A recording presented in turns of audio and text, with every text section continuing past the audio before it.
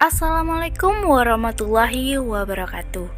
Perkenalkan, saya Adina Wirasti dengan NIM 12080220882 dari Prodi Agroteknologi, Fakultas Pertanian dan Peternakan, Universitas Islam Negeri Sultan Syarif Kasim Riau.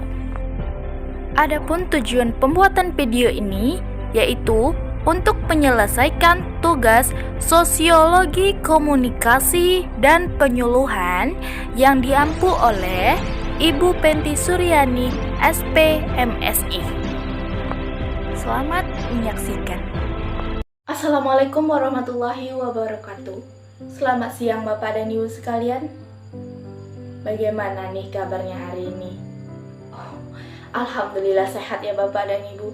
Kalau tidak sehat tidak mungkin kita bisa berkumpul di tempat balai desa yang kita cintai ini. Sebelumnya saya ucapkan terima kasih kepada Bapak dan Ibu yang sudah berkenan hadir di penyuluhan kita kali ini. Alhamdulillahirabbil alamin wassalatu wassalamu ala asrofil anbiya'i wal mursalin wa ala alihi wa ashabihi rasulillahi ajma'in. Amma ba'du. Pertama-tama marilah kita ucapkan puji dan syukur kita kehadirat Allah Subhanahu wa Ta'ala, yang mana Ia telah melimpahkan rahmat serta hidayahnya sehingga kita dapat berkumpul di balai desa yang kita cintai ini. Selawat berangkaikan salam tak lupa dan tak jenuhnya kita hadiahkan kepada baginda Nabi besar Muhammad SAW dengan melafazkan Allahumma sholli ala sayyidina Muhammad wa ala ali sayyidina Muhammad. Sebelumnya nih Bapak dan Ibu, saya ingin bertanya, apakah pekerjaan Bapak dan Ibu semua ini semuanya petani? Iya Ibu. Oh, guru ya Bu. Iya Bapak. Oh, nelayan. Tidak apa-apa Bapak dan Ibu yang bukan petani bisa berkesempatan hadir di sini, bisa berkenan hadir di sini. Semoga dengan hadirnya Bapak dan Ibu sekalian yang bukan petani di sini bisa menambah wawasan, bisa menambah ilmu Bapak dan Ibu agar untuk kedepannya, untuk berbisnis ke depannya, untuk menambah peluang, menambah pendapatan Bapak dan Ibu. Sebelumnya saya melakukan penyuluhan ini, saya sudah mencoba berkeliling di desa-desa ini, di rumah-rumah di desa ini. Nah, saya menemukan ternyata banyak rumah-rumah di sini yang memiliki pekarangannya tuh sudah kecil, sudah sempit. Lalu, apakah Bapak dan Ibu sudah kepikiran untuk halaman yang kecil ini, untuk halaman yang sempit ini, itu digunakan untuk berbisnis Bapak dan Ibu? Sebelumnya ingin bertanya kepada Bapak dan Ibu, apakah di sini sudah ada yang berbisnis? Oh, sudah banyak ya Bapak. Nah, untuk yang belum nih, pasti kan masih bingung, bisnis apa yang menguntungkan, bisnis apa nih yang mudah gitu ya kan? Nah, di sini saya akan memberikan satu ide, yaitu hidroponik. Sudah ada yang tahu apa itu hidroponik? Iya Ibu? Iya Bapak? Iya, benar sekali. Yang paralelnya ditumpuk-tumpuk ya Mbak? Iya, benar. Yang menanamnya itu tidak pakai tanah ya Mbak? Iya, benar sekali. Semuanya benar. Nah, hidroponik ini sudah pernah ada yang mencobanya? Tanaman atau buah-buahnya? Ada yang pernah mencoba? Sudah pasti pernah dong, karena buah-buahan dan sayur-sayuran hidroponik itu sudah dijual belikan di swalayan, di pasar tradisional. Nah, untuk rasanya sendiri, apakah berbeda dengan tanaman yang menggunakan tanah, Mbak? Oh, tentu sama saja, hanya metode tanamannya saja itu yang berbeda. Nah, sebelumnya apa sih itu hidroponik? Saya kurang paham nih Mbak. Iya, begini saya menjelaskan. Nah, hidroponik itu sistem penanaman tanpa menggunakan tanah, namun hanya membutuhkan air dan nutrisi tanaman. Jadi, kita bisa nih memanfaatkan pekarangan kita, halaman kita untuk bisnis menggunakan sistem hidroponik. Lalu, apa sih keuntungan sistem hidroponik ini?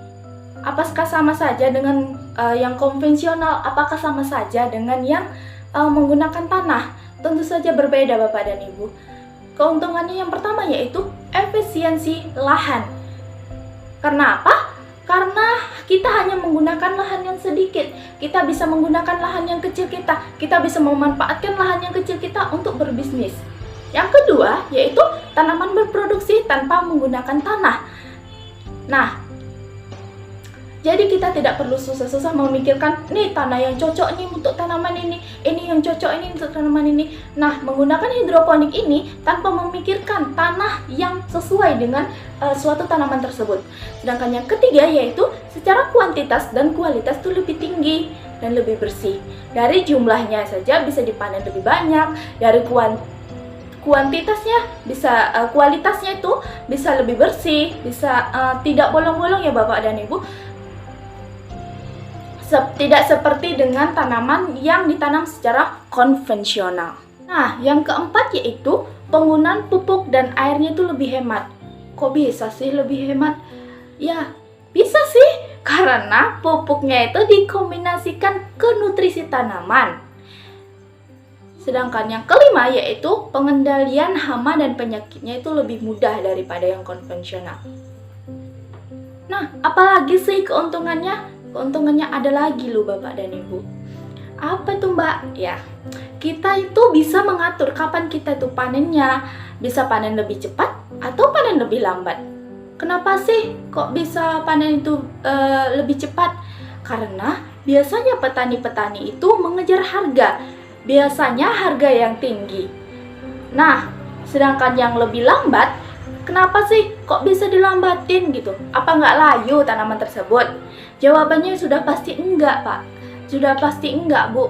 Karena kita memainkan dosis nutrisinya tadi. Dan lagi, kenapa dibuat lambat gitu ya kan? Karena kadang harga buah-buah dan sayur-sayuran itu kadang turun anjlok. Nah, saat harganya ini anjlok, petani-petani itu berinisiatif untuk tanamannya itu bisa dijual nanti biar enggak rugi ya Bapak dan Ibu. Tapi untuk Bapak dan Ibu yang hanya untuk masak, silahkan dinormalkan saja sesuai dengan dosis yang dianjurkan, sesuai dengan petunjuk pemakaiannya ya Bapak dan Ibu. Terus apa sih Mbak sayuran dan buah-buahan yang bisa digunakan untuk sistem hidroponik ini? Nah, untuk pemula saya sarankan untuk sawi, untuk bayam, itu tanaman-tanaman yang mudah untuk hidroponik.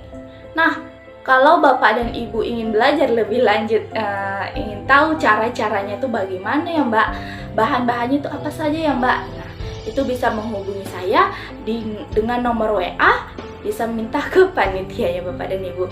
Nah, sekian penyuluhan dari saya. Kita akan bertemu di lain waktu untuk penyuluhan selanjutnya dan membahas lebih lanjut lagi. Lebih dan kurangnya saya mohon maaf. Wabillahi taufik wal hidayah. Wassalamualaikum warahmatullahi wabarakatuh. Baiklah, itu saja yang dapat saya sampaikan. Lebih dan kurangnya saya mohon maaf. Terima kasih sudah menyaksikan. Wassalamualaikum warahmatullahi wabarakatuh.